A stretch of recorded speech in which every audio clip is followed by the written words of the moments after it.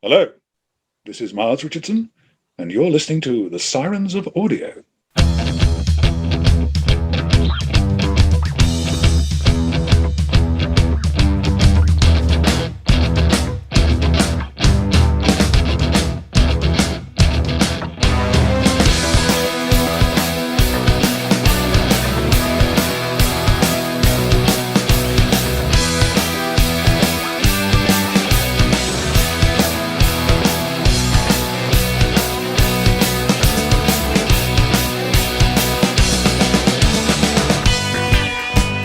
G'day audiophiles, and welcome to the Sirens of Audio, the podcast that explores the universe of Doctor Who and the audio medium. My name's Dwayne, and my co-host Philip will be joining us in just a few minutes' time. If you've heard by now our interview with Gary Russell, or if you haven't, go back and check it.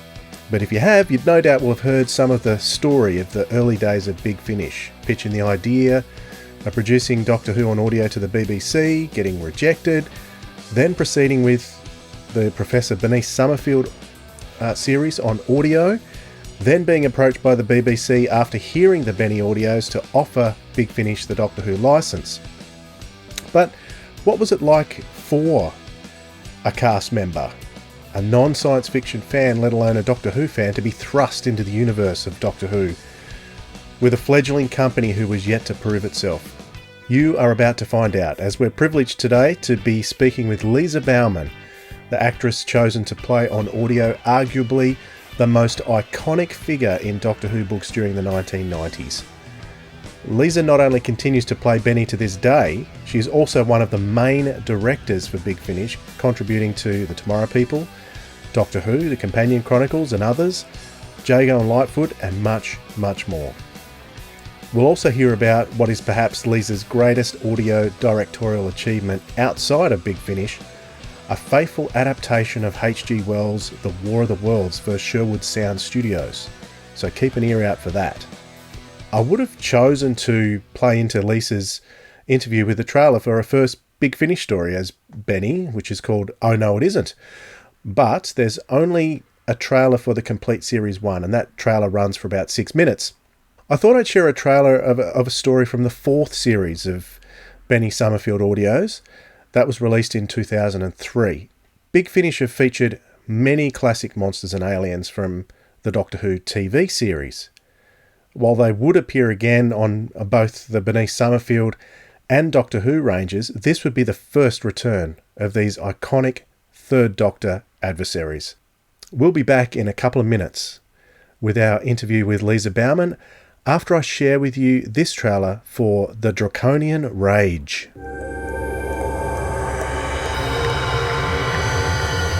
We live as flames, die in ashes, but we only sleep in darkness. I've been asked to go where? Draconia. Brax, I don't believe it. It's true. Seems there's some kind of relic they've uncovered on one of their colony worlds, which used to be part of the Earth Empire. Just about. This represents further trouble on the very edge of Draconian space, Excellency. The Earth authorities are pressing for an explanation. There's always trouble on the very edge of Draconian space, Paranash. And the Earth authorities are always pressing for an explanation of something. Professor Summerfield. Hi. Welcome to Draconia. May you live a long life and may energy hello. shine on you from a million Good suns, afternoon, and may thank you. water, oxygen and lovely plutonium be support, found in abundance wherever you land. Yeah, how are you? What news have you about our esteemed visitor? Oh, the archaeologist. Summerfield is an authority on many of the ancient civilizations that flourished in Earth space, Your Excellency. I'd like to meet him. Okay, so it's our great privilege to speak with one of the legends of Big Finish, Lisa Bowerman. Hello. Hello. Oh, I like that. Legend. Tell my agent. That's good. Thanks very much for taking some time to have a chat. Before we get into your Big Finish stuff, let's talk for a minute about what you were doing before. Well, obviously, most of us know you from Survival. That was your first appearance in Doctor Who. What were you doing before that? Well, I left drama school in 1984 So in those days, you probably know about the Actors Union Equity. And in those days, it was a very, very strong closed shop. So when I left drama school, I did 3 years at the Bristol Old Vic. A lot of people now just go straight into films or television. We weren't allowed to do that. We had to do 42 weeks paid equity contract work, which is normally in regional theatre, in what you probably know as rep or cabaret. And then you were allowed to do television and film and big tours and West End. But when you first left drama school, you weren't allowed to. So I did a lot of rep, and I'd worked all over the country. There used to be a very strong repertory system in this country. Unfortunately, it's hardly exists now. And they used to put on their own shows, had their own costume departments and scenery. And it was great. It was very good standard, very, very good standard. So I was doing a lot of that. And then I was also in a series, I don't think it's really ever traveled abroad to the extent of other shows. I used to do a series called Casualty, which was their first, well, they call it a soap now, but it was more of just a series of 10, 12 episodes. And I used to play the paramedic in that, with an actor called Robert Pugh, who's gone into bigger and better things. He did, Pirates of the Caribbean and stuff like that. So I did that for I suppose coming up for 2 years. And then the director who killed me off in that decided to kill me off in Doctor Who at the same time. So it was Alan Waring who directed my last episode of that. And I never know whether that was a good choice or not, because they were going to finish the whole series after series 2 of Casualty. And I thought, well, might as well go out with a bang, only to find out that my last episode went in over 10.5 million viewing figures, and they decided to keep it on. So I was the martyr to the altar of Casualty, which is still going after 30 odd years. Amazing. But no, but that's how I got the gig for, sorry, my hair is all over the place. Isn't that terrible? That's how I got the gig for with Alan Waring. Yeah. Okay. So there was quite a gap before you sort of returned in a big way to the universe of Doctor Who, but the character that you're famous for, Benny, was going for quite a while before that. Were you involved, like a lot of the other Doctor Who actors, in fan productions and things like that? Were you? No, it came completely left field. I had kept in contact with Mike Tucker, who was one of the visual effects designers on Survival. He was a mate, really, and he rang me because I used to do a lot of radio drama. That's another thing I used to do, was a lot of radio drama for BBC. And he rang me and said, a friend of mine who's a writer and director and stuff is thinking they're setting up this audio company. And then he told me about Bernice Summerfield, which basically went in one ear and out the other, because I thought, what's this, And I've been quoted more than once saying that I thought it was possibly a bunch of fanboys in the front room with a Casio recorder, and I thought, well, and he explained it to me and said, well, they think that you'd be quite right for this part. I went, oh, right, think it would last a couple of weeks. It then went very, very quiet. I mean, I wasn't aware of that expanded universe at all for Doctor Who. I'd done Doctor Who. I was aware of a little bit because I'd worked with Mark Strickson in theatre. I did a production of Ibsen's Ghosts with him and another show at Salisbury. And so I was aware that he would have people lurking around and, getting lots of letters and things in the post, But in terms of audiovisuals, which of course was pre-Big Finish, I think it was Nick and Jason and Gary Russell. I wasn't aware at all. So anyway, cut a long story short, it went very quiet. And then I got a call saying, do you want to audition for this part? And I thought, audition? How very dare you? No, I was only joking. And I thought, well, okay then. And I turned up in South London in Nick Briggs' front room with again, it has been reported more than once, with a microphone strapped to an uplighter. And I thought, this is professional. Not. And I read for Oh No It Isn't, which is the very first, as it turns out, the very first audio that Big Finish made.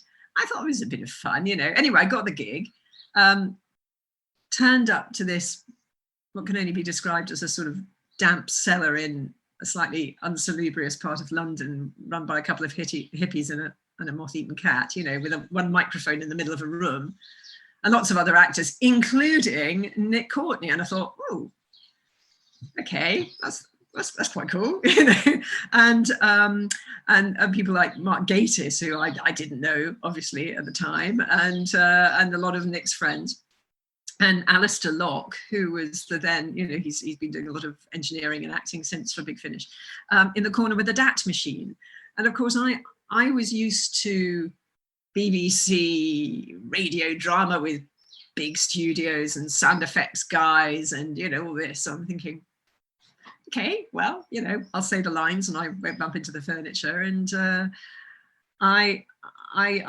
did it, and then I did a couple more. I think it was 1, 2, 3, it's about 4 initial ones in the first series, which are of course adaptations of the New Adventures without the Doctor, because they didn't have the license for the Doctor. So then it went quiet, and then I got them in the post a few months later, thinking, well, here goes. And it sounded fantastic. I thought, okay, well, all right, this is better than I thought. And then, of course, the rest is history, because the BBC heard them, thought these guys know what they're doing. They'd applied for the license properly. And I thought, well, thank you and good night, because I thought I wouldn't carry on with Bernice. So, then they did. All right.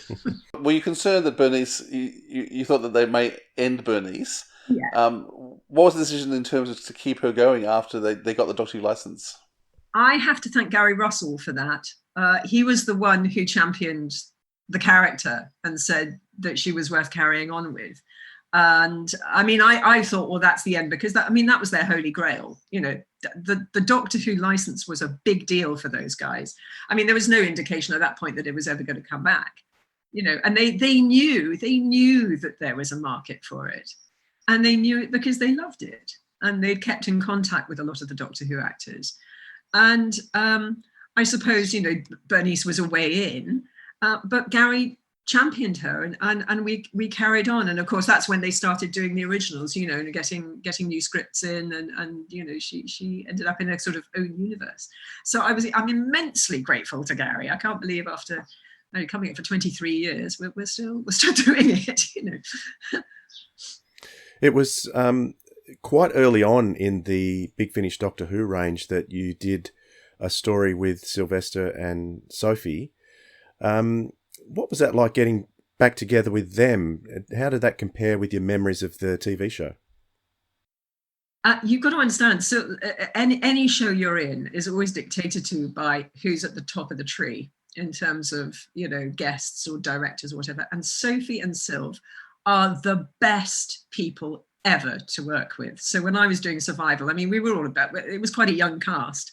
And we were all, it was like partying, apart from the fact I was under 3 inches of fur and it was a heat wave. But, it was fantastic. So the one thing I was aware with Shadow of the Scourge, which was their first, sort of sideline into that universe, if you like, was that it is a very tight dynamic between Sophie and Sylvester. They're a great team. They know each other very well. So when the Bernice stuff came in, I was very aware that it might disturb that relationship. I mean, slightly to my advantage, Paul Cornell had written the script, and of course had written Bernice up quite considerably. So in a way I loved it, but I felt a bit guilty because there were some cracking scenes between me and the Doctor. And but it seemed to work out because they're easy to work with, and it was lovely. It was a slightly mad premise, but it was lovely. It was a cross-stitch convention or something. But anyway, no, it was great. But I was aware that in a way I was a bit of a cuckoo in the nest, Doctor Who, the Shadow of the Scourge. We call out to you, Great Orm, across the void between the solar systems. You've felt my presence in the past, Annie. Across the space between the stars. In dreams, in moments of tiredness. Across the gap between the universes. Ground floor, horror, tragedy, and mysterious death. We know you are watching us. I think we're just about ready for the demonstration to begin. Enter us. Communicate through us. What will you be doing while we're staking out the opposing belief systems of the human psyche? I'll be indulging my penchant for cross-stitching. Instantaneous travel throughout the universe. even between this universe and others, will become a reality. With hilarious results. You know a lot about this stuff. Yeah, too much. He has arrived! Our leader has materialized on this planet! Nice to arrive sensibly for once. This is the Time Lord? I prefer just Doctor. I have never seen a Time Lord before. You are complicated. Oh well, I don't like to boast. You have different facets, different faces. As do all my people. This is beyond any experiment I've ever conducted. Run! Cry out and run! We are the Scourge. As William Shakespeare once said to me, come and have a go, if you think you're hard enough. The fact that they're such a tight unit, is that why they haven't done too many more stories with Bernice? Do you think? I can't answer that question. I can't answer. I think a lot of it has to do with license. Obviously, they've done the adaptations of some of the new adventures, which, of course, within that license is absolutely fine and dandy. But I think Bernice as a separate entity is there's a very cautious crossover sometimes with some of the Doctors. I mean, obviously, they turned up in the first box set that they had, the New Adventures of Bernice Summerfield. And I think that was almost like a fresh start. And for people who hadn't dipped into Benny before, and hadn't heard the earlier stuff, it was quite a good reintroduction within that dynamic. But it was still a Bernice box set, you know. So there's always going to be that balance. But in terms of other stories, I can't answer that. I think it's more to do with license. I think it's to do with the fact that the storylines are quite tight in the new adventures. There's not a lot you can slot in between, unless you go, you know, miles forward. And of course, we've been concentrating on the alternative universe with David Warner's Doctor. So it's, you know, I wish I could be more precise, but I don't really know the fine detail of that. The whole Benny series is very complex and tightly woven, and early on it was running from CDs to books to a really complex history. Now, in terms of you as an actor, did you just walk in, trust the script, trust the writer, and go from there, or were you filled in much with in terms of where the storyline was going? Well, again, it's been relatively well documented that I turned up one day and I went, she's pregnant? When did that happen? You know, and they went, oh yeah, and by the way, it's half dog. And you think, what the, you know? So that was a bit of a surprise because I was very bad. I'd never read any of the books. And obviously there was a lot of books coming out and I wasn't necessarily sent them. So I didn't really know what was going on. So as an actor, you pick up a script and you go, okay, that's what she says, that's what she's feeling. And you just go with it. You trust the writers and you trust the producer to know what they're doing.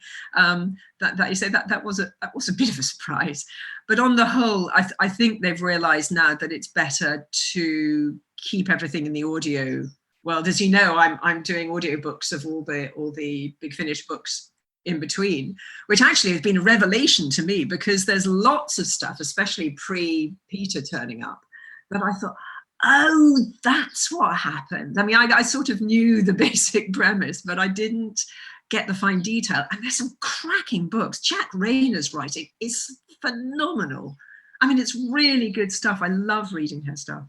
So that, in a sense, I'm sort of playing catch up after 20 odd years with things that I wasn't aware of. I mean, the same goes for when we were doing the adaptations of the New Adventures, because I was scared that, having not read the books before I started Benny 23 years ago, I wouldn't recognize the character, and I realized I'd been playing it wrong for all this time. But luckily, Paul had created such a strong character that it was fairly obvious the kind of person she was. So I was slightly relieved to see I recognized her. So that was a relief. Now, early on, she's got very tight relationships with Jason Stephen Fuel, with Miles Richardson. You guys play for each other really well. I mean, I was always disappointed there wasn't more interplay with all those amazing actors. I guess part of the issue is in terms of budget and how many you can put in. No, I was wondering, how in terms of, did you feel in terms of how they brought in actors and who did you enjoy working with? Who was new to work with? I know Stephen and you had a relationship, a past beforehand. I'm not sure about Miles, others? He's a very old mate of mine. I'd known him since the mid-90s because he was a friend of a friend, and we just sort of hung together, really. And as it turned out, he was the one that got me to do the job in the first place because, he's an incredibly good actor, Stephen. I mean, you were talking about relationships with other actors. It's very, very easy to play opposite good actors. That's the bottom line. If you've got somebody who knows what they're doing, it's water off duck. It's fantastic. It's like a well-oiled machine, And both Stephen and Miles are fantastically good actors. So, I'm very lucky on that front. But Stephen, I'd known, and when it was first mooted that I was playing Bernice, and I'd kind of forgotten about it for a while after it had been mentioned, I said to our mutual friend that I might be playing this character. And I went to see Stephen in a play, and he said he'd playing Bernice Summerfield. And I'd forgotten her name altogether. And I said, oh, yes, possibly, who knows, And it turns out he'd read all the books. He just said, she's an icon. You've got to play her. So anyway, I got the gig, and the next thing I got was a postcard from him going, listen, if you see any castings for characters called Chris Credge or Jason Kane, then mention my name. So I thought, right. So I did. And then Gary realized that was probably quite a good decision if he cast him as Jason. And that's how that happened. And it's lovely to get him back every so often. I can't do too many spoilers here, but it was, yes, they've got to be reasons to try and get him back at some point or another. So he turns up from time to time. Recently, we were speaking with Miles Richardson. One of the things he said about you is he rolled his eyes and said, "Oh, Lisa knows everybody." That's a long time, that's all.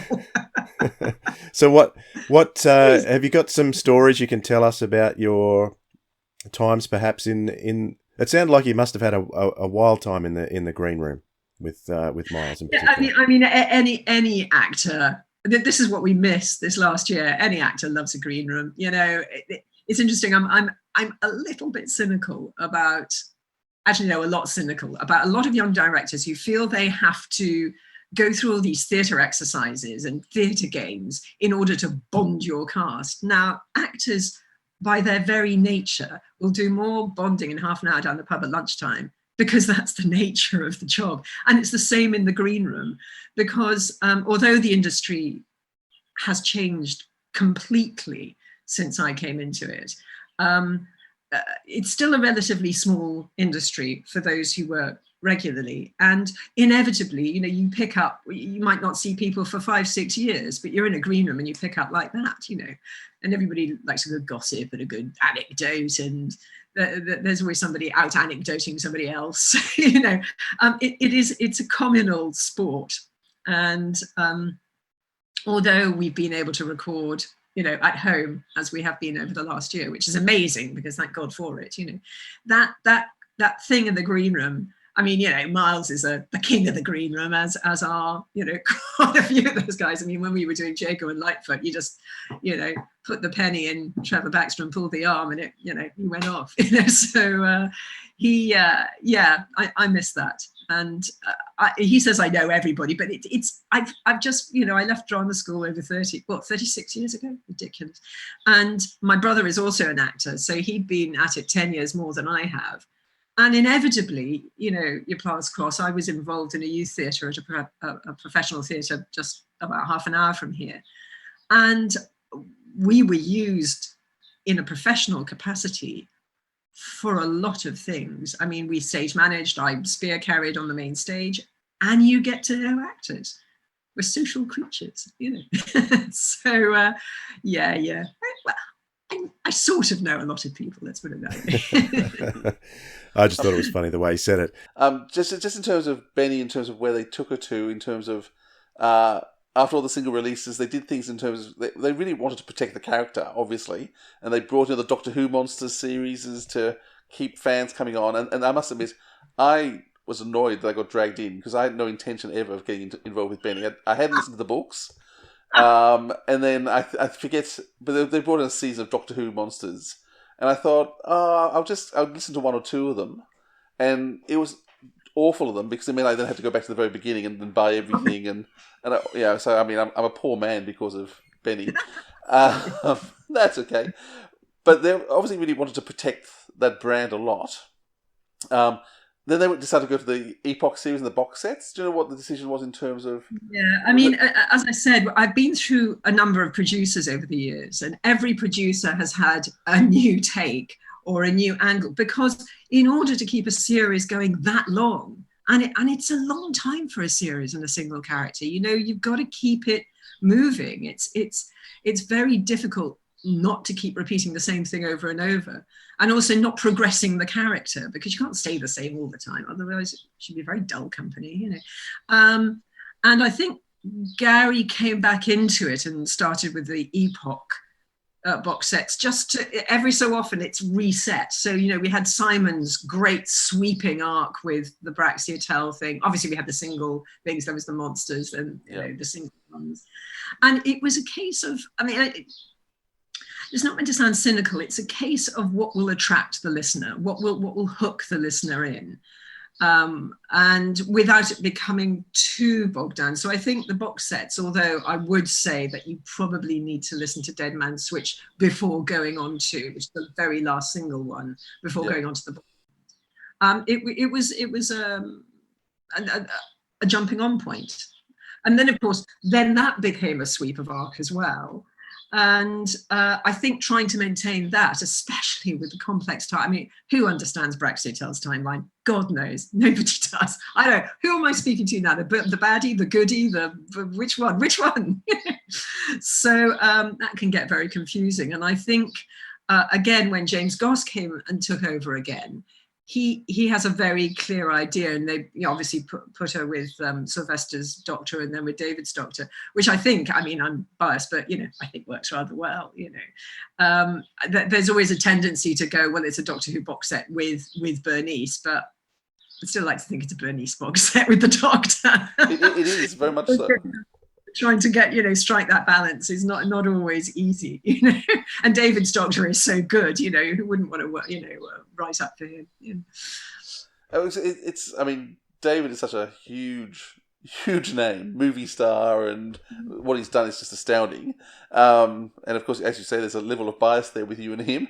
I'm going to be personal. When did your relationship start? Before or after you started working together? Sapphire and Steel. Oh, okay. So it's a really long term. We've been 15 years. Yeah, we've been together 15 years now. So it's long time. Okay, because the two of you just work so amazingly together. So did people just see that relationship and therefore want to write for us? Is that how it happened? I mean, David absolutely loves working for Big Finish. He just, I mean, it's, you know, I would challenge you to find an actor who didn't enjoy working for Big Finish. It's almost a sort of, it used to be a sort of, you know, open secret. Everybody goes, well, I'm doing this Doctor Who thing on an audio, and people go, oh, Big Finish. And go, oh, yes. And then it sort of spread. And I do have to say, and over the years, that David himself has brought a lot of people in tacitly. You know, somebody will mention it to him, somebody who you think, oh, that's impressive, you know, and he'll say, work for them, go on, work for them, you'll have a good time. And they do.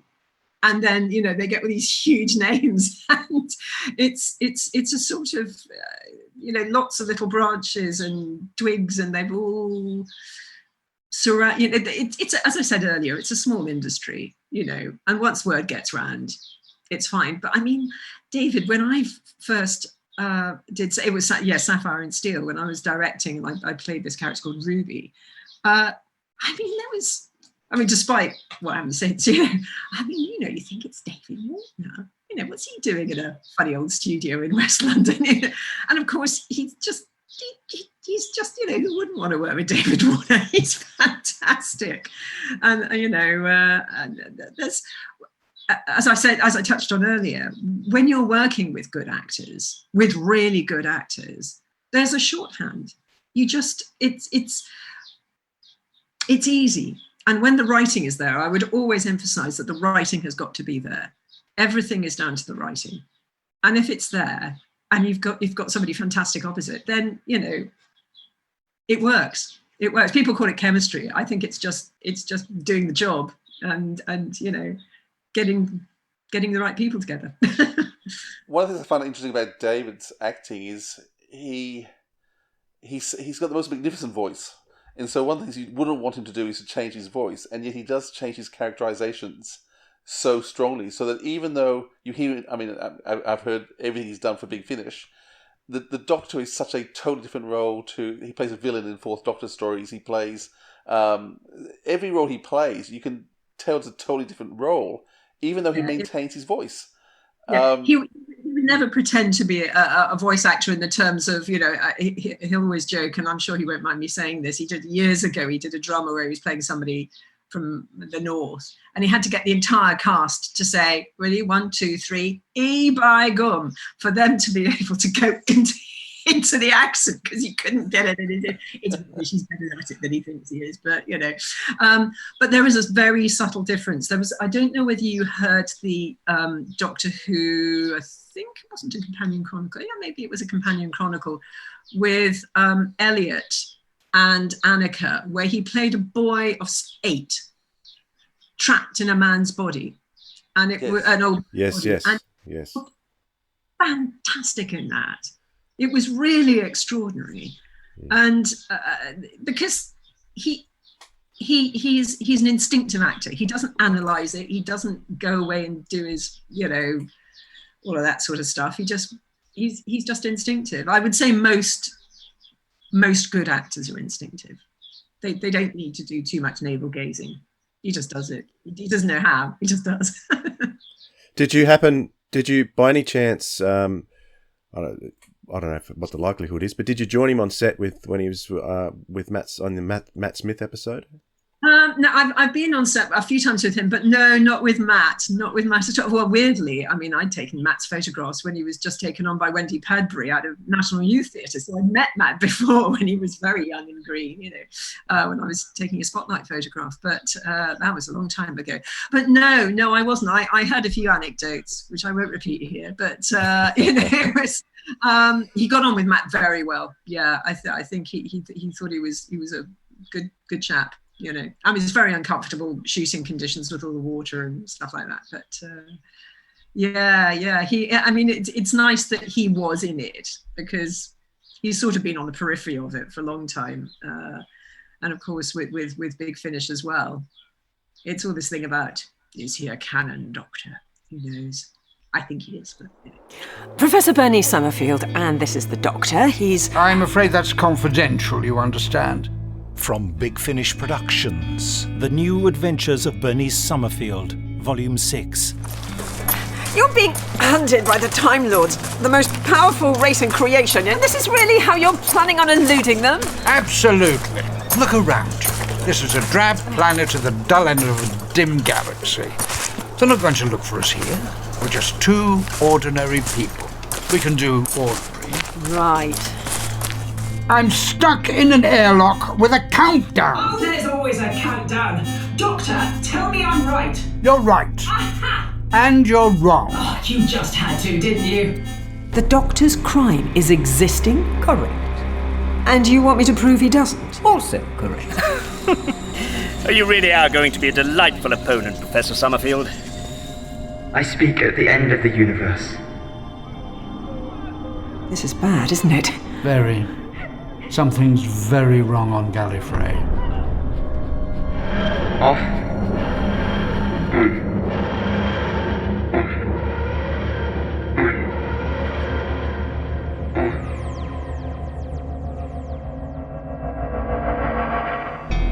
Big Finish. We love stories. Doctor? There's been great writing happening in the last couple of box sets with a lot of new writers. I think because Ben is such an established character and such a known person, and even the Doctor is, because of who he is, he's quite well defined. A lot of new writers have been writing for you both, and there've been some really amazing scripts from brand new writers. Yeah, interesting. I mean, James Goss, who I'm a huge fan of. I mean, he's not only a very good producer and organizer. His writing. I mean, obviously, I directed some of his scripts before for Jago and Lightfoot, and for various other bits and bobs, Blake 7 and stuff. And he is a phenomenally good writer. I mean, really top drawer writer, and he is very, very keen to nurture new writing. And I mean, there'll be a mixture of people who've recommended people to him, and sometimes they need more help than others. That you have to be honest. So they don't just turn up on the doorstep and go, "Great, that's ready." Although occasionally they do. I've been told in the next lot, there's one script that turned up that was so perfect. He just said, and usually I had nothing to do to it. So he's very good at nurturing new talent and understanding that, especially in the medium of audio. You can't just say camera pans right and goes in on a rock, that sort of thing. You've got to think with your ears. So there's obviously technical things that need dealing with, and sometimes structure. The only thing I've really ever said in the past, but way before James was on board, was that there was a point where everybody just put too many gags in for Benny. She gets very dull when she cracks too many jokes. So I don't have a lot of input. I might tweak a few things, but I also do that as a director as well if I get a script. And sometimes people don't read them out loud, and you get the longest sentence known to man, and you go, did you try and say that in one breath at all? Writer, not an actor. Yeah, exactly. So more than 90 stories now for Benny. What's next? What's coming? I have no idea. I know we've got something happening later this year. I know it's almost ready. I know that James has said, I've had great fun with this one. It's always a surprise. I don't ask. I might say, "Oh, can we get so-and-so in?" There are various actors of a certain age who I would just love to work with, and they go, "Oh, that's an interesting idea." It's like Michael Jaston, who's a very good friend of David's. I've always wanted to work with Michael Jaston, and they got him in to do, the Valiant, so that was pretty cool. You mentioned Sapphire and Steel, so was that where you started your directing for Big Finish? No, I have to thank Nigel Fairs. Nigel Fairs was my champion. I mean, originally, I don't know whether you've ever read one of those big Finish sort of history books that they have. When they first got the license for Doctor Who, they said, "Don't worry, we'll give you some directing work." And I think I was down to direct a couple. I dipped my toe in with some audio directing with another company years before for kind of workshop stuff. But it never came about. It never happened. And I thought, well, they wanted to keep it for themselves. That's all right. And then Nigel said, "I'd like you to direct one of the Tomorrow People." That was my first one. It was one of the late Craig Hinton's. I think it was Craig Hinton's last script, called Spiritus Mundi. And that was my christening of fire. That was my first time. So I got in some mates, needless to say. And then also we had to audition a young child to play a slightly creepy boy. And getting a good child actor on radio is really hard. Unfortunately, I've had my fingers burnt with that before. And it turned out, in fact, we found Thomas, who ended up playing Peter in the series of Benny. So that's how I first met him. And we got a great cast there. It was with Mike Holloway and what was her name? Not Suki. She played one of the regulars so long ago, I can't remember. Anyway, cut a long story short, did that. And then, of course, Sapphire and Steel came up. And Nigel was incredibly generous to me, because not only did he cast me in a great part of Ruby, I got a bit greedy and I was given some to direct, which is, of course, where I met David, and some great cast. We had David Collings, obviously, playing Silver. We had, obviously Mark Gatiss playing Gold, or was it the other way around? Can't remember. It was Gold. Absolutely, yeah. Harker, who was a fantastic actress. And I suddenly realised that it was a bit like being a kid in a sweet shop, because as directors at Big Finish, you do your own casting, and because, as Miles Richardson said, I know everybody. I don't know everybody. But I'm a bit like, I must have spoken to Toby Haydock at some point or another. But Toby Haydock and I are a bit like actor geeks. Some people spot trains, we spot actors. I was like that since I was about, 11 or 12, completely obsessed. Not in an unhealthy way, I have to say, just knowing what actors did and what they were in and all that sort of stuff. So I was really lucky, because I could just cast who I wanted. And they were great scripts. We had some. I do wish we could still release those. That's a licensing thing, because I loved the Sapphire and Steel stuff. God, we were lucky with the scripts. There was it was quality stuff. Oh, it really is, isn't it? I'm glad you think so, because not only just with the casts, but the quality of the writing was really, really good. And Nigel did a superb job producing that series. It's heartbreaking that we couldn't carry on. So that was my inception. And then when David Richardson joined the company, they started with the Companion Chronicles, and that's how I leapt on board on that side. And I've been sort of skirting around the outside. I've been doing, the early adventures. I did a couple of the Lost Stories. I did most of the early adventures. Then, of course, Blake Seven came along, and I did some of their chronicles, Liberator Chronicles, and a couple of the full cast ones. So I've rather than actually concentrating on what they call the main range, although I did do one. I did 1,000 Tiny Wings, which I absolutely loved. That's another great script. And then, of course, Jago Lightfoot, which was just, I reveled in that. I've been very lucky. I've been very lucky with the kind of strands I've been doing, because they haven't had to be guided so much by historic stuff that's gone in the past with Doctor Who. And I think there's been a little bit more freedom artistically, I think, to do that. Also, the good thing about Companion Chronicles is that they're very concentrated. They're nice little pocket dramas with two people, and moulding the pot on those has been, I find, people I'm waiting for Philip to jump in there, because I know Companion Chronicles, Philip, that's one of your favourite ranges. Yeah. So. we did a selection show a little while ago where we had to choose the best story for new people to come into Big Finish and Doctor Who on. And my first three were all Companion Chronicles. I think the Companion Chronicles really capture the essence of Doctor Who and the creativity. The script writing is just superb. And I'm guessing that, sort of Peter Purvis we spoke to, he was talking about you and just talking about the fact that as a director, you are actor's director, because being an actor, you know what actors can say and how they do things, how they work. But he said that your ability to be methodical in terms of looking at a script and pulling it apart and giving the right notes to the actors at the right time just really works well. So, yeah, sweet, wasn't it? I'm a pint, sorry.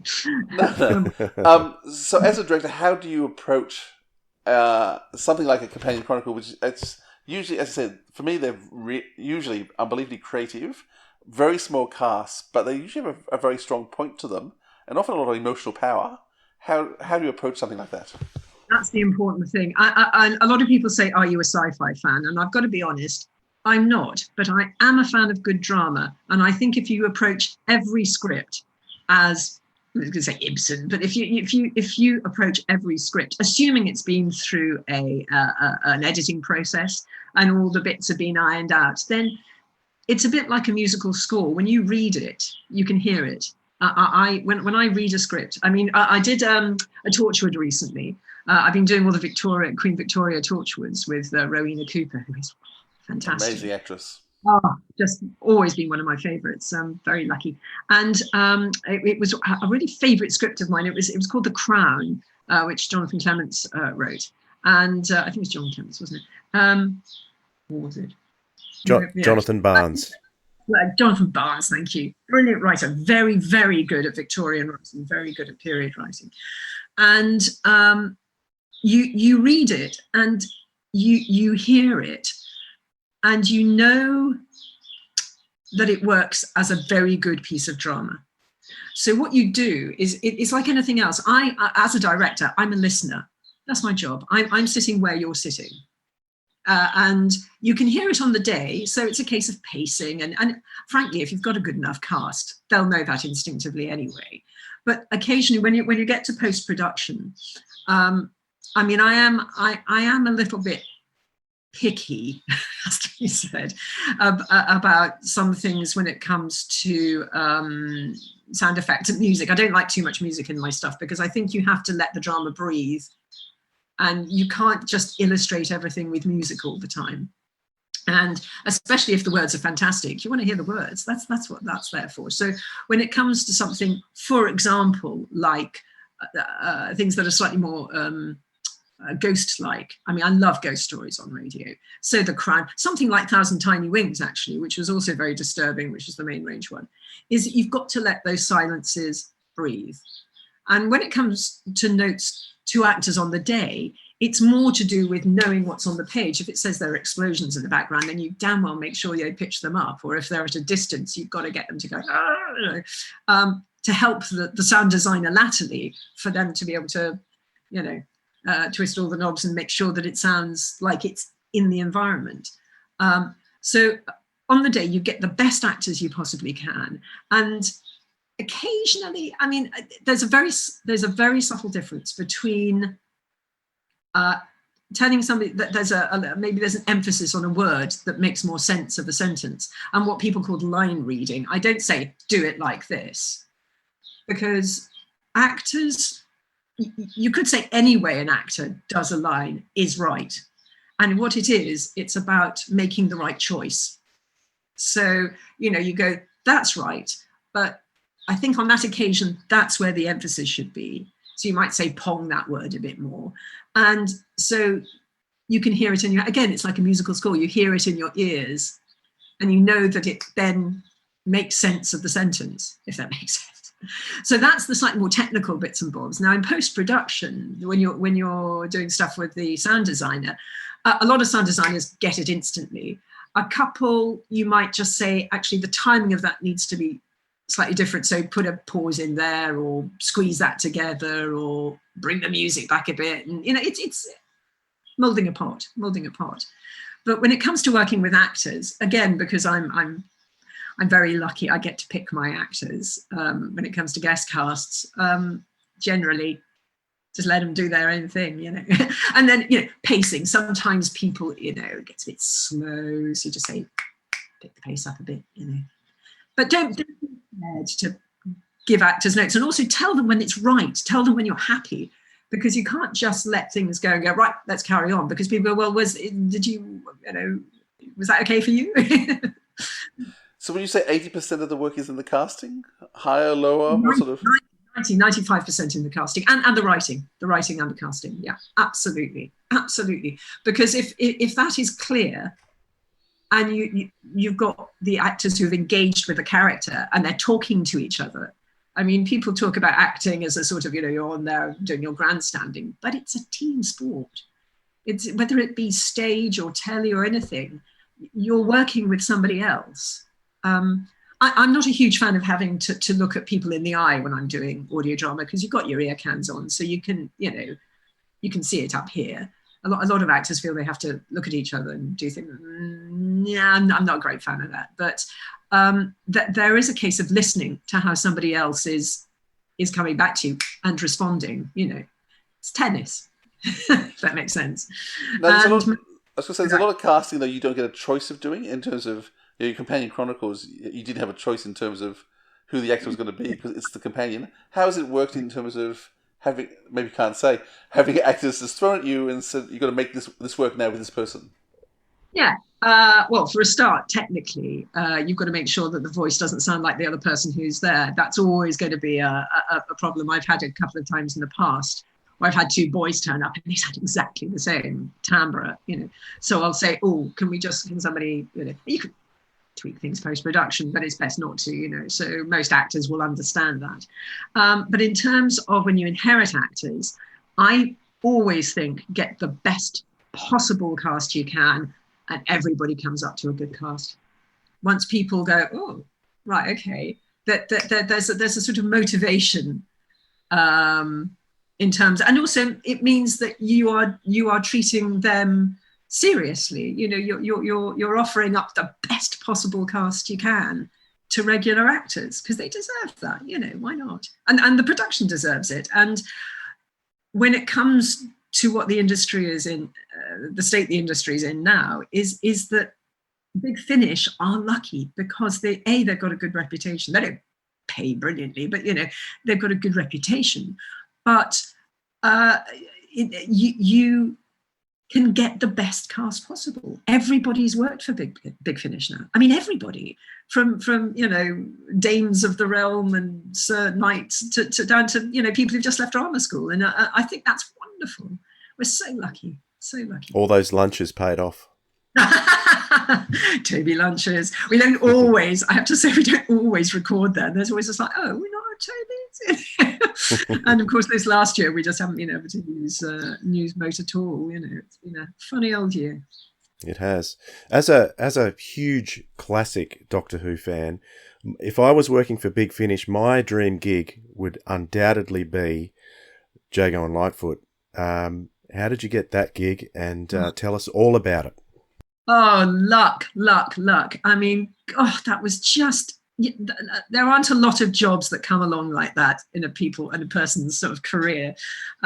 In a sense, I wish it was more widely known, because it's just, they're bliss. I think it was David's initial idea, and together with Jason, saying, look, I do think it would be fun to have a companion chronicle with Jago and Lightfoot. I wasn't hugely aware of the characters, other than the fact my brother actually extraed in The Talons of Weng Chiang, because he was working at Northampton at the theatre in his very first job out of drama school when they were shooting it. So he appears as one of the stagehands when the box. Yeah, that's Robin, is that right?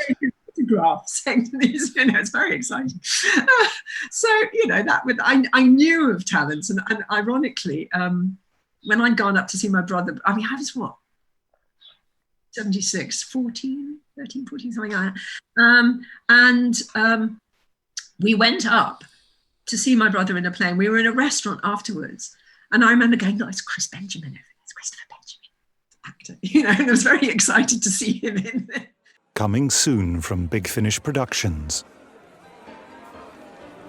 I'm not ashamed to admit that I was as happy as a buttered halibut when I got your telegram. Just like old times, I thought. The intrepid investigators back in harness again. My laboratory is in the basement of the St. Thomas's Hospital, in a room made available to the Metropolitan Police by the hospital trustees. The walls and the floor are tiled in white porcelain. All the better to wipe the blood off faith. I just finished with the body of a man who'd been run over by a hansom cab in the Strand, when 2 policemen arrived with a handcart. There was a body on the handcart, beneath a stained sheet. I became aware, after a while, of a strange smell drifting along the alleyways, and thankfully obscuring the stench of the river and the rotting vegetation. I followed that smell all through the alleys and along the wharf to a small warehouse set back from the river. I decided that it was a mystery of rather bizarre proportions, and that's when I thought of you, Jago. We are more than colleagues. We are the very closest of friends. We have defeated dangerous denizens of the demonic darkness together, investigated infernal incidents, cracked complex conundrums. And we have had dinner together on the odd occasion. Looks like we have our work cut out for us, eh, Professor? Indeed we do. Anyway, cut a long story short, we had this companion chronicle brilliantly written by Andy Lane. And I mean, I was literally in the studio, so I was winged in as a sort of, camp Cockney voice because I was there and, cheap. So, but what was evident, even though they hadn't met each other really since that time, was the chemistry just went boom. The moment they hit those sound booths. And I brought along, I had a DVD of Talents, and I said, do you want to have a look at it? They went, no. But we did have a look at the extras, because they were very funny. And all you could see them was laughing with each other. I thought, this is good. And it just carried on. And I think quite rightly, and I can't even remember whether we discussed it on the day, I think David quite rightly went to Jason and went, I think this is a goer. Shall we have a go? Shall we have a go? 2 very, very good, very experienced actors who just turned out to be theatrical gold.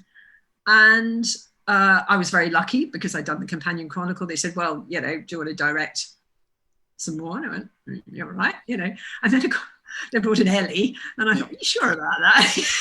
Cleverly cast yourself. That was a good move. I'll just play this character. I'll just jump in now. Oh, that please no. I really didn't expect her to turn up again. I mean, regardless of whether I played it or not, it was actually a very, very clever situation to make the Red Tavern the meeting point, because you look at all good, or whether it be Cheers or whether it be EastEnders, to have that pub as a sort of hub of the world, you know, with opposites meeting, I thought was brilliant, absolutely brilliant. And of course they are. They're chalk and cheese, these characters in real life, you know. Would they get on? Who knows? But then the chemistry, we're talking about that chemistry again, because A, the characters were so strong that Robert Holmes had created. B, the writers got it instantly. We had obviously, you know, Justin Richards being the editor, who's the script editor. It was a sort of no-brainer. I mean, I think, to be honest, we had to fight. Well, after the first one came out, we always had to renegotiate to do another series. We were never quite sure whether we were going to get another series or another series. But of course, you know, you build up the reputation. I'm very glad you guys like it, you know, because I just love the fact you left every season on a bigger and bigger cliffhanger, so you had to come back. I'm sure we could come back. Yes, like we've got to resolve that, you know. And then, of course, it just became a no-brainer because the quality of them was so good. I mean, so good. And we had the advantage of having the great Trevor and the great Christopher, because when you offered the jobs to all these actors and you go, oh, by the way, the leads are played by the guy, yes, please. And they were straight in there. I mean, they laughed when you told them how much we were going to pay them. But, you know, once you actually said who was in it, it was like, oh, all right, you know. And we just had a ball from start to finish. I mean, you know, and again, the writers and the producers, you know, were so clever in the way that they progressed it. Obviously, we had the Doctor drop in, we had Lear drop in. So the it 60s, never... the cruise ship, the vampires, the... I loved it. And David Warner appears as well somewhere along the line. Betterman and Luke Betterman and my friend Jamie Newell playing Aubrey, you know, and it was lovely that we could string these little threads through. I loved it. I mean, Trevor, I have to take my hat off to Trevor. Trevor was never well. I mean, we were talking about a man who was on dialysis for virtually 4 days a week, who would come in, and his brain was sharp as a tack. Unbelievable. And he would really invest in the scripts. He never just turned up and you know, bust his way through it. He really had a lot of thought and a lot of passion for the scripts. I mean, particularly, you would always have, you know, conversations with Matthew Sweet, who of course is, you know, got a brain the size of, you know, Europe, and came up with these amazingly bonkers scripts. I mean, really crackers. And I think, I can't remember what Trevor had suggested about one where he had, was it Ravel and some the Gaspard de Nuit, and I mean the most bizarre script. And I think even Trevor said, well, I asked him to, for Ravel, but this is like, what? But in a great way. They were so esoteric, and we could experiment with the form so much. I wouldn't say they were steampunk. They're not. I would say in no way were they that kind of. I mean, people go, "Oh, they're steampunk," and they're really not. There were things that had an element to them, but essentially they were science fiction without the fiction. There was always a grain of reality or a grain of something explicable in them, which I think rooted that series very much. So yeah, you can tell that I had a terrible time on that. I think when they came to the 60s ones were, they needed another box set in the 60s because they were just getting their groove in there. I thought it was so much fun. I love it because, I mean, I'm old enough to remember the 60s anyway, and I have a real passion for that 60s television era. And the fact that certainly during the kind of Carnaby Street era, that there was, and you probably heard in the extras, there was a real harking back to the Victorian age during the 60s. So it was an absolutely natural progression in terms of, you know, time jumping if you were going to do it, because they fitted into that era. And I had great fun casting that one because there was a character, there was a big chat show host in the 60s called Simon D. here. It used to be D time.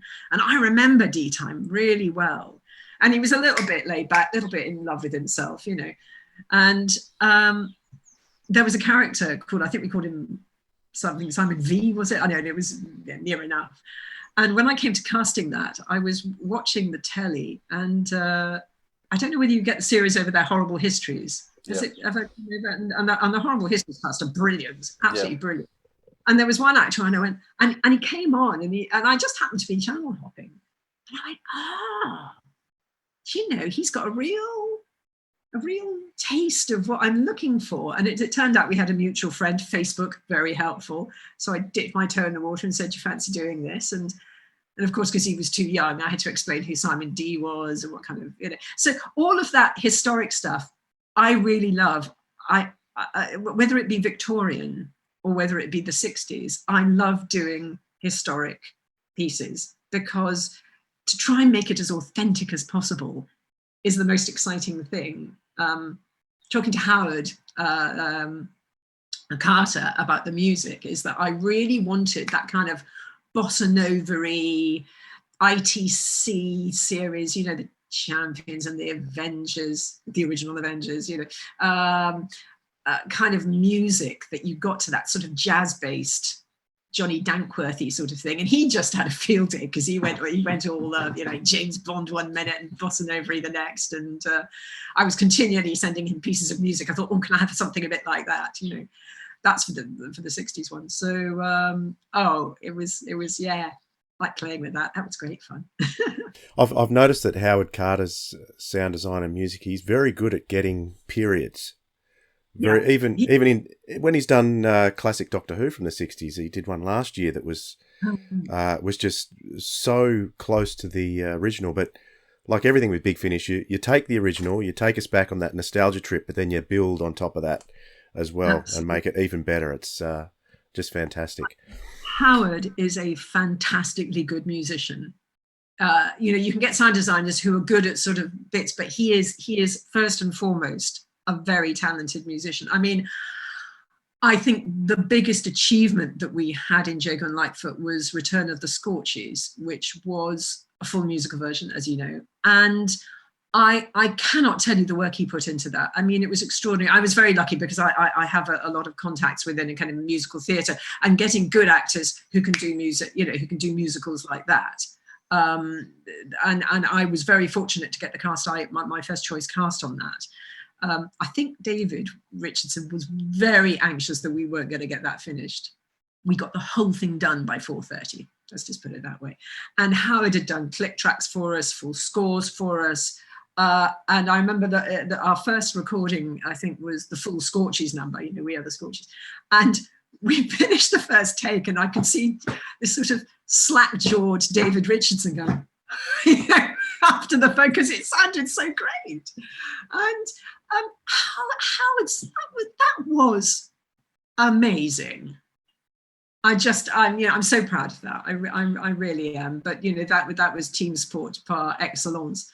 Apart from dear old Trevor, who can only really be described as sort of rhythmically challenged, you know, to get him to think like brilliant at everything else, Trevor, but this one is probably testing you a bit too much. Well, you're sitting with a true musical theatre fan there in Philip, because every time you mention Scorches, I saw his face lit up from here. I haven't heard the other Scorches, but of course, with it being set within the Victorian period, the music was very different, I would assume. So you didn't direct the Katie Manning Scorches? No, I had nothing to do with that. And I'd not heard it either. I mean, I was given a vague outline about who and what the Scorches were. So I came to it fresh with Return of the Scorches. Yeah, that's the only one I did. And so I just, you know, did what was on the page, really. And was very, very lucky, as I said, with the cast, who were fantastic. I didn't realise that Trevor was so ill for the entire time. I thought it was just towards the end. He was of an age when we first started. I mean, we've been going 8 years, so I suppose he was in his late 70s. I mean, I'd known Trevor before anyway, because I toured with him in a play. And he was always the centre of the green room anecdotes. I did a Somerset Maugham play with him, so it was lovely to reunite.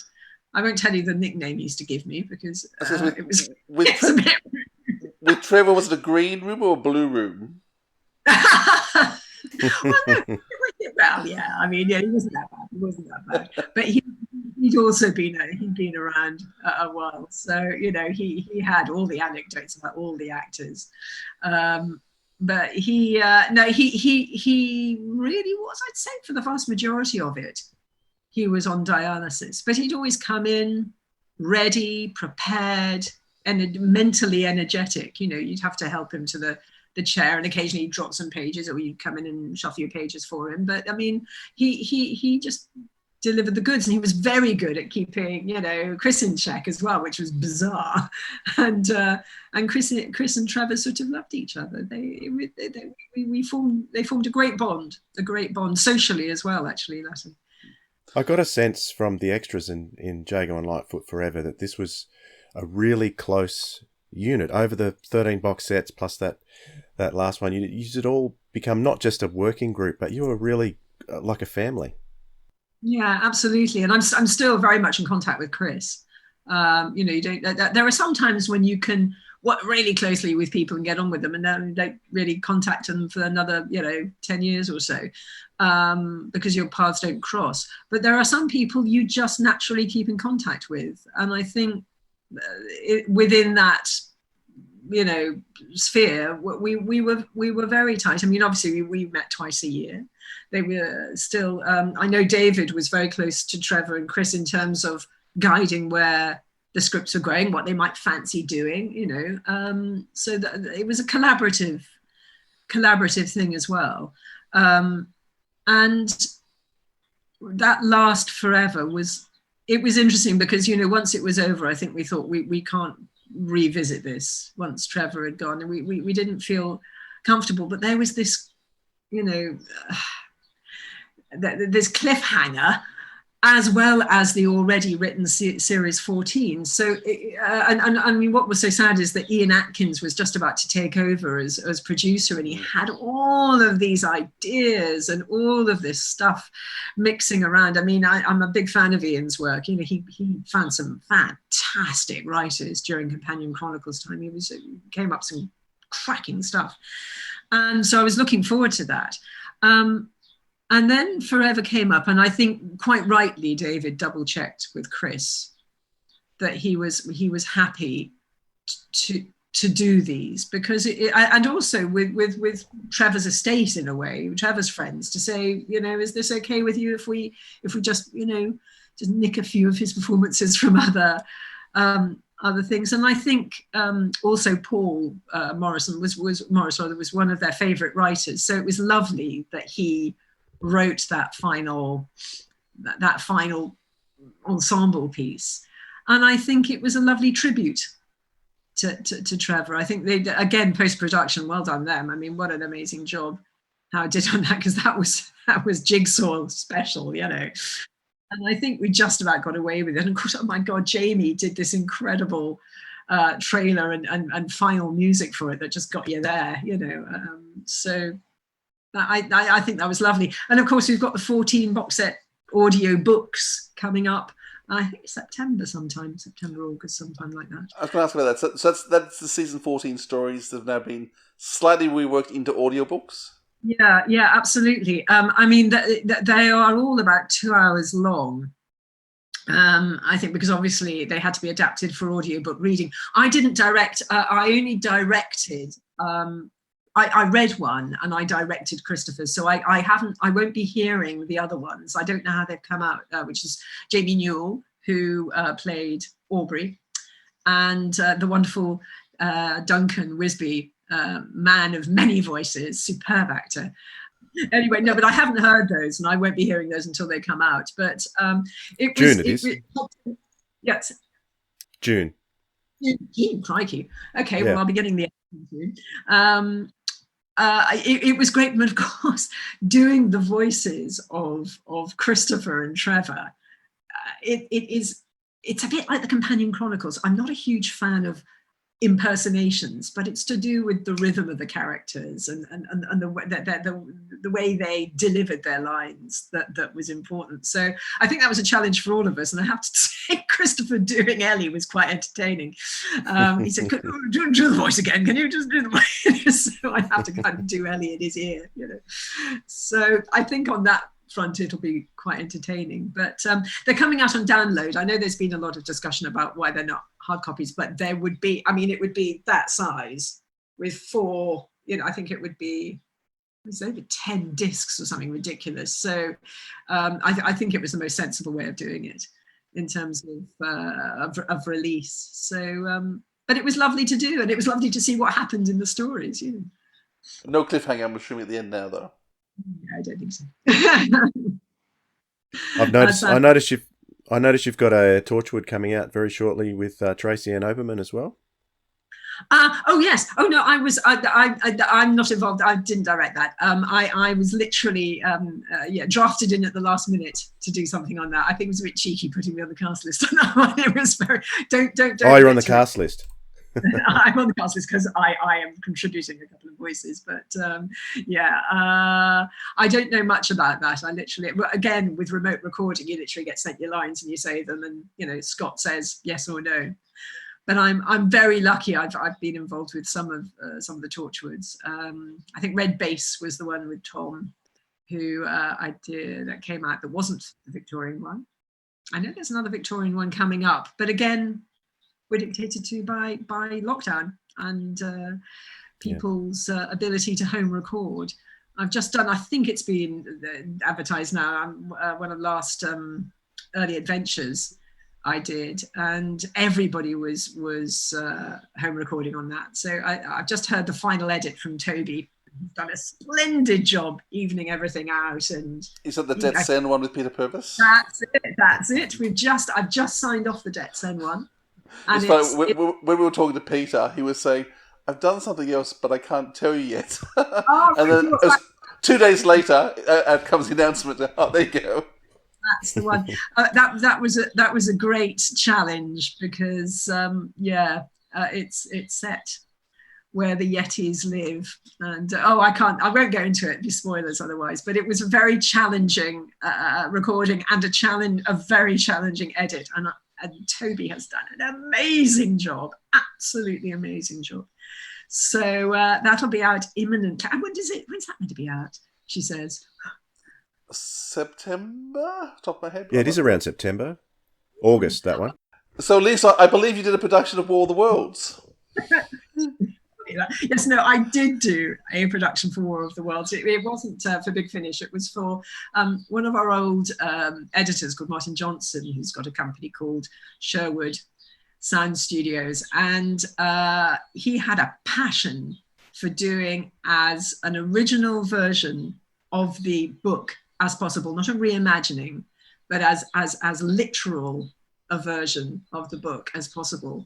And I was lucky enough to be asked to do it. We had crowdfunding, so we had a decent budget for it. He also wanted to do it surround sound. So not binaural, where you have no particular way of recording it, but surround sound and all original, not electronically generated sound effects. So it was quite an ambitious project. And again, I was a kid in a sweet shop and got the cast I wanted. And I mean, I was probably a little over ambitious, and we did run over because we managed to record it in a day, which was I know it was really hard going, but oh my goodness, what a cast. I mean, Colin Morgan, I mean, and Ronald Bernard, sadly late Ronald Pickup, Nigel Lindsay. We had, I mean, phenomenally good cast. Nick Scoville, who actually adapted it, was in it as well. And that was also a lifelong passion. We never subbed it for any prizes. And I think it's a bit of a pity because I think it's a real work of art and a real labor of love. Can people listen to it now? How can you get to it? Oh, yes. Go on to Sherwood Sound Studios, get yourself a copy. You can download or DVD. Get it on DVD, which means that you get the full, he hasn't compressed it very much. So if you listen to it with your earphones on, it is extraordinary because you're right in the soundscape, or if you have surround sound at home. We brought out a limited edition. I don't know whether any left on a USB stick, and it's got extras on and things like that. So, oh yeah, wing on over there. Still very much available. And it's, in fact, he put it up on Twitter yesterday. It was 4 years ago that we recorded it, which is hard to believe. But yeah, so I'm going to plug that a little bit. Oh, go listen to it. That sounds good. Always looking for new audio. Anytime anyone mentions Ronald Pickup, I always think of Aslan, because Aslan, Witch in the Wardrobe. I mean, his voice. Oh God, he was such a good actor. He had very little confidence in his own talent, which is bizarre, considering somebody who'd been at it for so long. And he was always asking you, because obviously he was in Jago and Lightfoot as well. And he kept on saying, "Are you sure? You sure this is okay? Are you sure?" Yes. I mean, it was unbelievable. There's a scene between him and Colin Morgan where they're trapped in a collapsed building, which still gives me goose pimples thinking about it, because he just it was so good.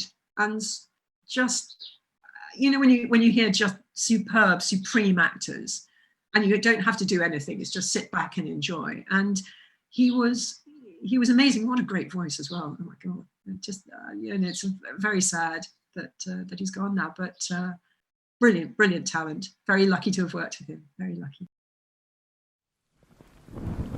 Whoa! Turn back! Ah! Damn it!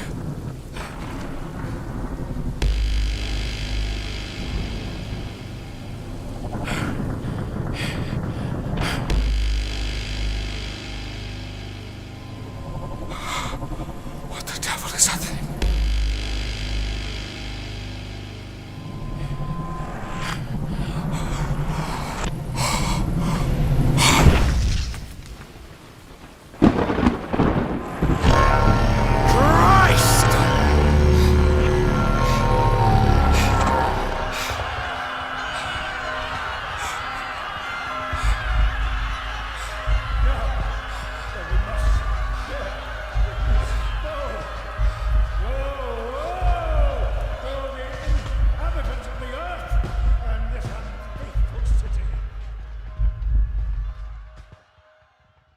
One thing that you did for Big Finish, I think, is you spearheaded.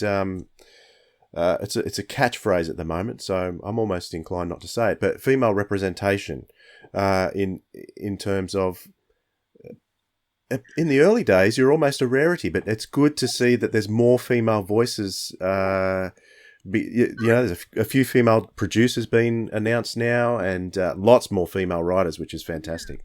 I mean, obviously, the boys who started the company were, Doctor Who fans, and there were not a lot of Doctor Who fans who were female in the early days. So, I mean, I think it's very easy to go, "Oh, where's the representation?" But frankly, there was nobody around. I mean, I never felt that I was a token. I never felt that, because I'm in a strange hinterland, because I've always been in a male-dominated profession, whether it be this, whether it be photography, or whether it be acting. And I've never, personally, luckily, never felt that I was a representative because I was there just because I was a girl. I hoped I was doing my job or getting on with what I did because people thought I was good at my job.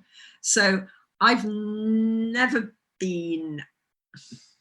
It sounds like I'm being a little disloyal. I've never been a fan of doing things because you have to. I think and it's very important that it's down to talent. It's got to be because somebody wants to do it, that they show an aptitude for doing it, and they should be encouraged to do it. Whether that be a male, female, trans, I mean, anybody has to want to do something in the first place.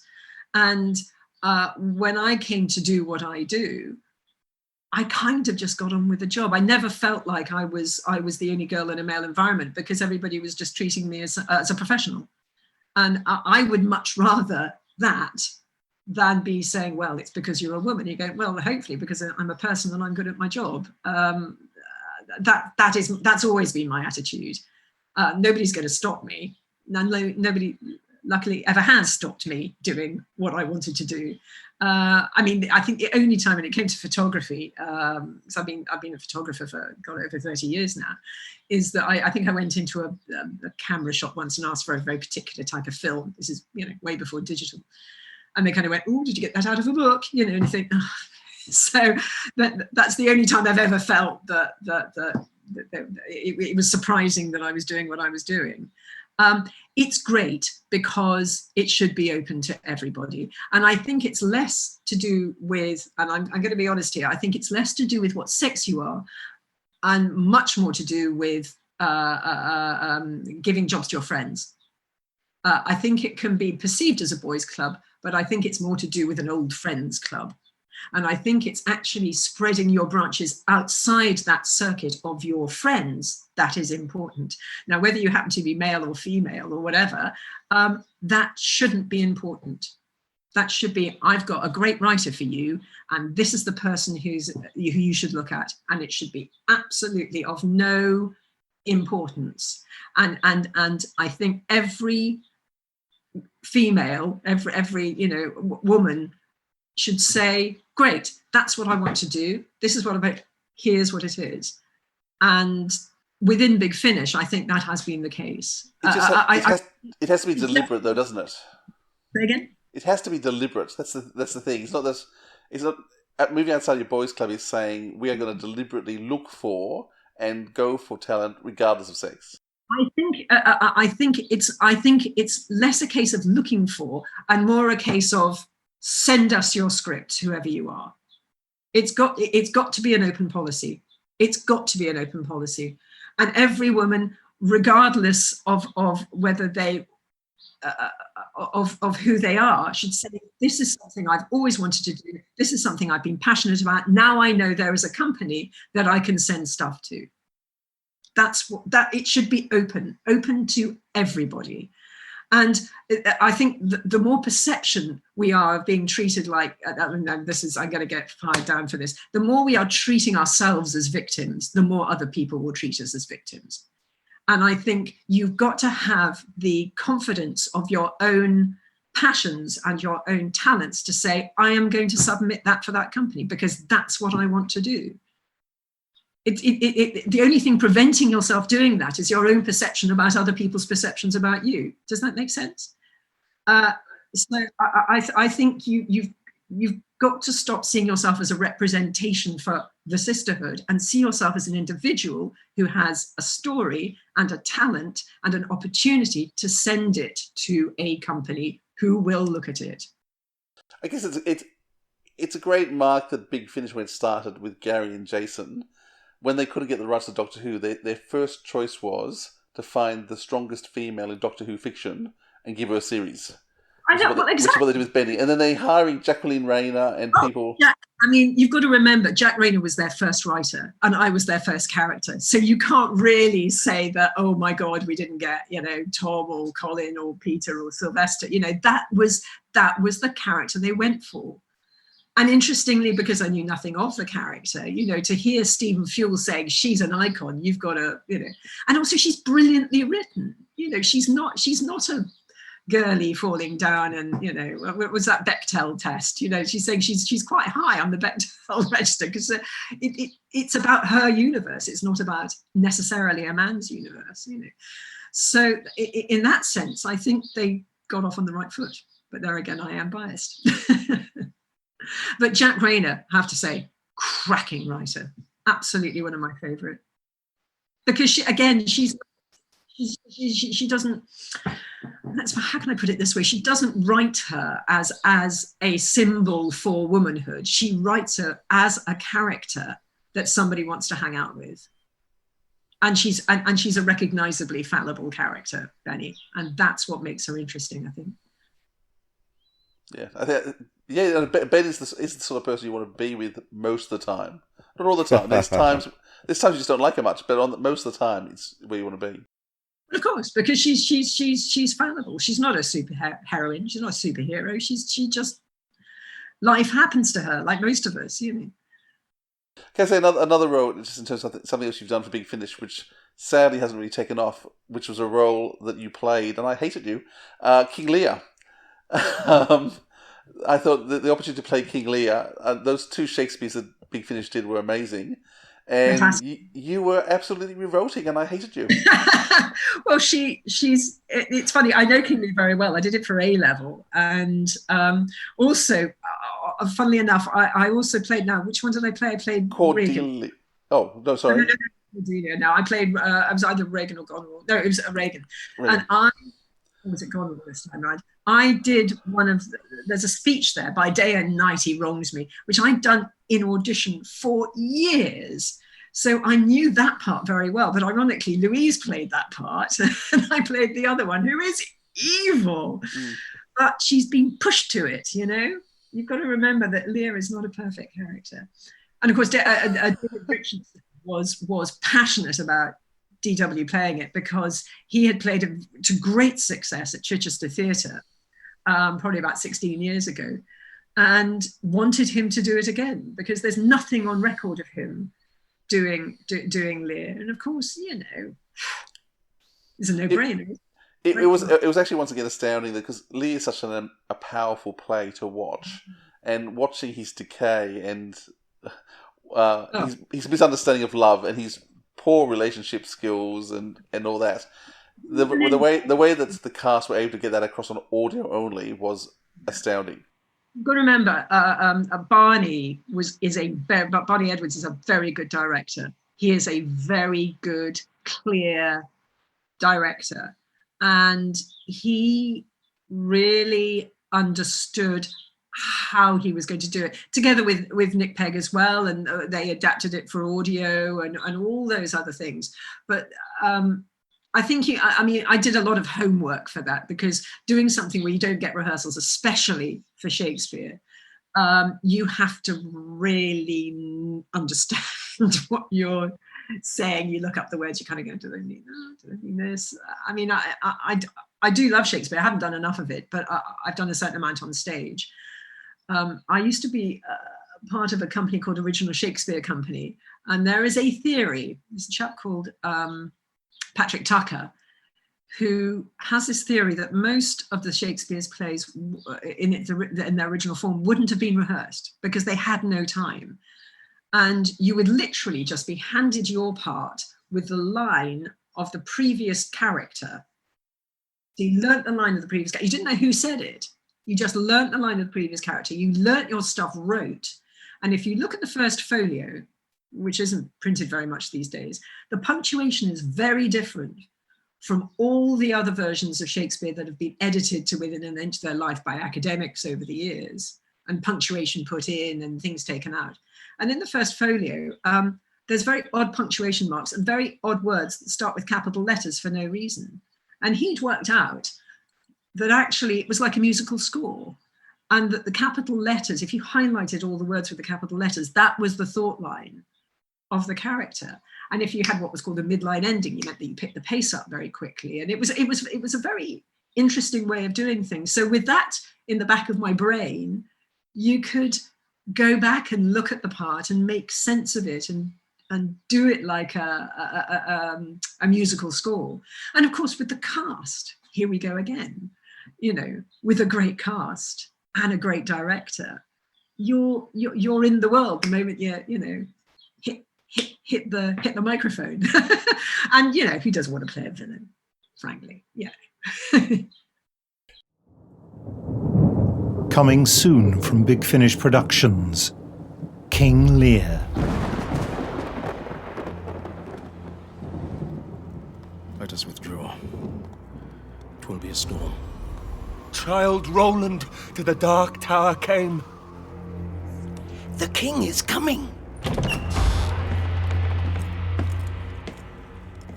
Know we have divided in three our kingdom. Tell me, my daughters, which of you shall we say doth love us most? This is the excellent foppery of the world. That when we are sick in fortune, we make guilty of our disasters the sun, the moon, and stars. Good, my liege. Peace, Kent! Come not between the dragon and his wrath. Help! Ho! Murder! Murder! Shut up your doors, my lord. 'Tis a wild night. Blow winds and crack your cheeks. Rage! Blow! You cataracts and hurricanes, spout till you have drenched our steeples, drowned the cocks. Seek out the traitor Gloucester. Hang him instantly. Pluck out his eyes. Go thrust him out of gates and let him smell his way to Dover. How sharper than a serpent's tooth it is to have a thankless child! Ugh, the difference of man and man. Shut your mouth, dame, or with this paper shall I stop it? We have seen the best of our time. Machinations, hollowness, treachery, and all ruinous disorders follow us disquietly to our graves.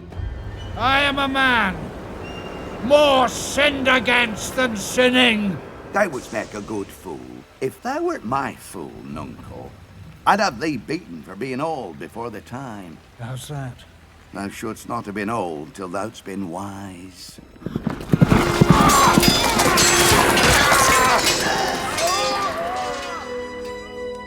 How does my royal lord? How fares your majesty? Oh, let me not be mad. Not mad, sweet heaven. Keep me in temper. I would not be mad. Big Finish. We love stories. Just coincidentally, I was listening to that last night as I fell asleep. Believe it or not. That's not a great thing to go to sleep to. Did you have nightmares? No, but it did wake me up at about 2:00 in the morning. It was almost finished. Oh my God. Yeah. Crack your cheeks. I don't know. All right. Thank you so much for spending so much time with us. We really appreciate getting your insights, and you've had a stellar career with Big Finish, and long may it continue. Thank you, Lisa Bowerman. Very lucky.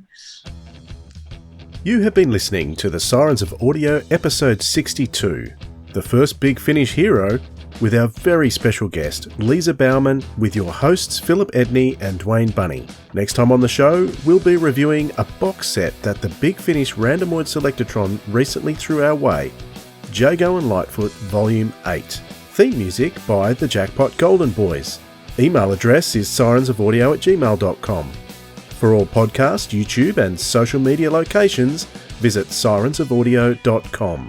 Be sure to avoid orphans, all 55 of them, and take a much preferable trip with the original Benny, because without her, we'd likely have far less quality audio drama. And this audio drama is so cool.